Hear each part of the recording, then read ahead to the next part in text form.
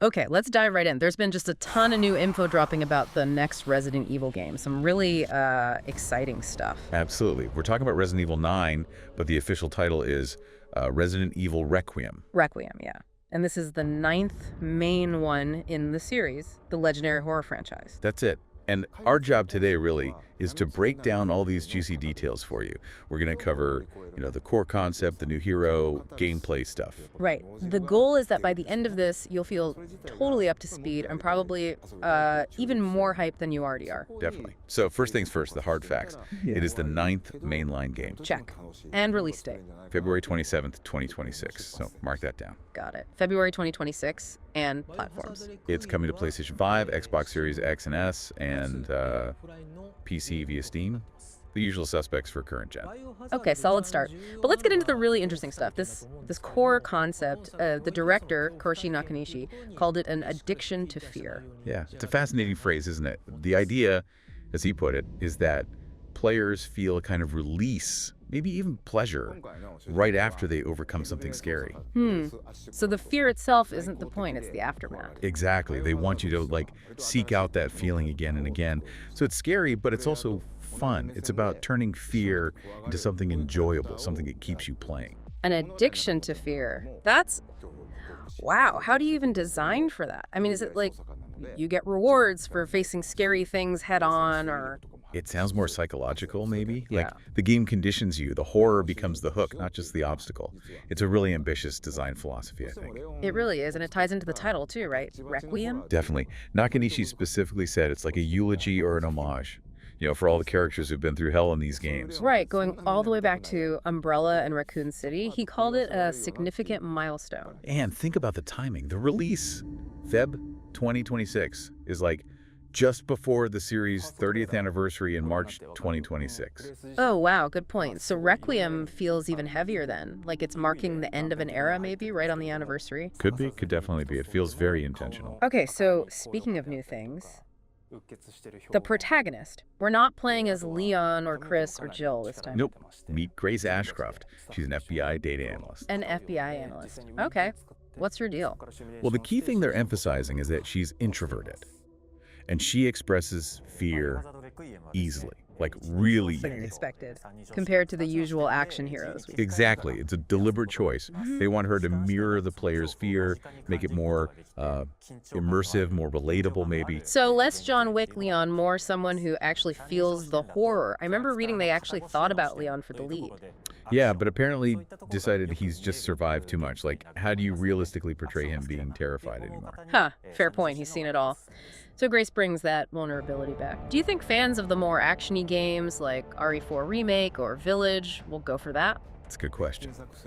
But she's not totally helpless. She has connections, deep connections to the lore. Oh, like what? Get this. She's the daughter of Alyssa Ashcroft. Remember her?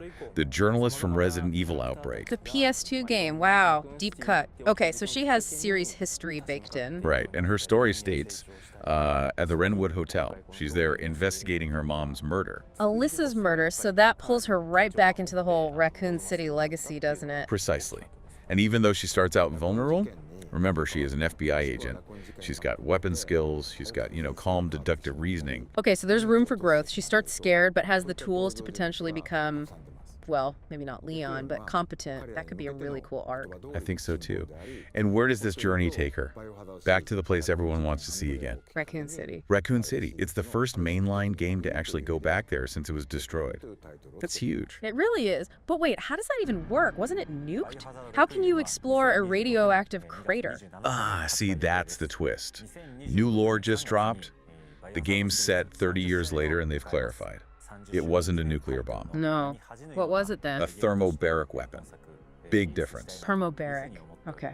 Why does that matter? Less fallout. Exactly. The key takeaway is radiation-free exploration. Whoa. Okay, that changes everything. So we can actually explore the ruins properly, like walk through the streets, go into buildings. Seems like it. They've hinted at exploring a decayed RPD station, finding new labs underground. It opens up Raccoon City as a real explorable environment, not just a backdrop. That is incredibly cool. A ruined, explorable Raccoon City after 30 years. Okay, let's shift to gameplay. Because there's a big feature here, the cameras. Yeah, the dual camera system. This sounds potentially game-changing. You can switch freely between first-person and third-person view. Anytime, mid-game. Apparently so. They're saying first-person is for that intense close-up horror. Really immersive, puts you right in Grace's shoes. Okay, like RE7 or Village. Right. But then you can switch to third-person, which they suggest is better for, like action moments or just getting a better view of your surroundings. Also helps people who get motion sick in first person. Huh. So player choice, basically. Tailor your experience is the default. First person seems to be the default, at least for Grace's parts of the game. But having the option is pretty neat. People are already debating how it impacts level design, obviously. Of course. But yeah, accessibility and choice, that's a plus. Still, they're saying survival horror is the main focus, more RE7 than Village. Yeah, they stress that survival horror is the heart of it. The demo apparently had Grace starting with no weapons. Ooh, classic. Back to basics. Relying on your wits. Yep. Finding keys, fuses, that kind of puzzle solving is back. Green herbs are back. Naturally. Gotta have green herbs. And you can, throw bottles to distract enemies. Hints of stealth mechanics, maybe? Makes sense if you're starting out vulnerable. And visually, the demo was on a PS5 Pro, right? What do people say? Yeah. Shockingly realistic, gore-soaked.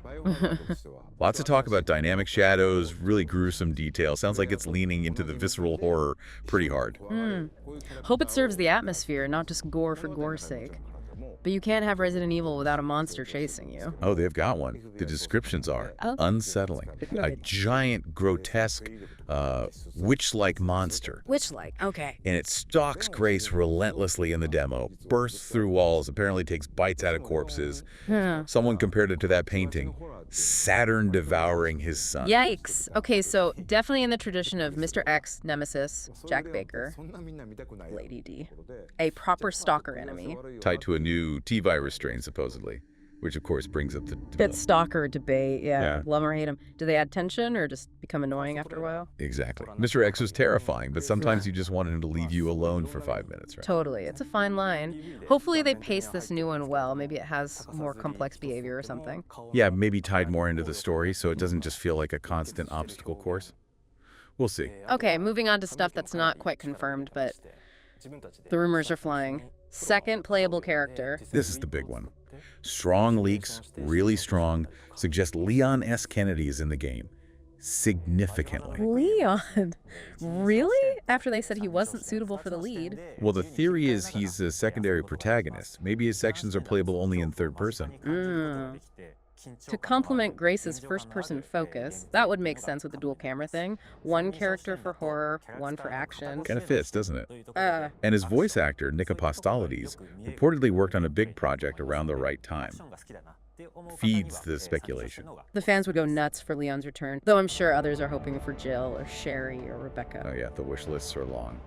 But Leon makes a certain kind of sense if they wanted to love that action side people also love. We'll have to wait and see on that one. What about a demo? Any word? Expecting one. Probably August 2025. Maybe Gamescom. Gives people a chance to try the cameras, feel the fear. Good call. Let people get hands-on before launch day. Builds that hype, lets them test the waters. Okay, and circling back to the title. Requiem. That lingering idea. Is this an ending? There's definitely chatter about that. Could Requiem mean this is the final act for, the current saga? The story thread started way back when. Closing the book on Umbrella, Raccoon City, all of that for good. It's possible. It would be a massive statement for the 30th anniversary, wouldn't it? A true requiem for that whole narrative arc, maybe paving the way for something completely new afterwards. Wow. Okay, so much to think about. Let's just quickly recap the definite highlights for Resident Evil Requiem. Right. We've got that addiction to fear concept driving it, a new vulnerable protagonist, Grace Ashcroft, with ties to the past. A return to Raccoon City, but explorable thanks to that thermobaric retcon, and the dual camera system letting you switch views. Plus, a core of classic survival horror puzzles, limited resources, stealth, and a terrifying new stalker enemy. So here's a final thought to leave you with. If this game actually pulls off making fear feel addictive, Yeah. What does that really say about us, about why we seek out horror? Could Requiem actually, like, reset the bar for what scary games aim to do, Yeah. making you want that scare again and again? That's a deep question. It really makes you think about the psychology of horror entertainment. What part of all this grabbed you the most? What are you hoping to see when Requiem finally drops? Let us know your thoughts.